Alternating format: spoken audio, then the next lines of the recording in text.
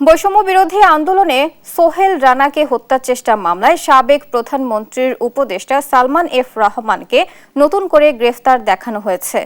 মোহাম্মদপুর থানার এই মামলায় সাবেক মন্ত্রী আনিসুল হক ও দীপমণিকেও গ্রেফতার দেখানো হয়। এছাড়া বিভিন্ন থানার মামলায় সাবেক সিনিয়র তথ্য সচিব NM জিয়াউল আলম সহ 4 জনকে গ্রেফতারের আদেশ দেন বিচারক। রাষ্ট্রপক্ষের আইনজীবী জানান, জুলাই হত্যাকাণ্ডের মামলার এজহারি নামীয় আসামি হিসেবে তাদেরকে গ্রেফতার দেখানো হয়েছে।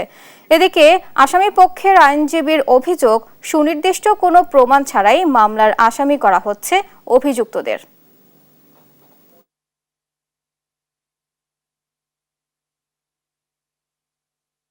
হত্যা মামলায় ও হত্যা চেষ্টা মামলায় সালমান এফ রহমান, আনিসুল হক, ডক্টর দীপমণি, জিয়াউল আলম সহ টোটাল সর্বমোট 7 জনকে শুনানি দেখানো হয়।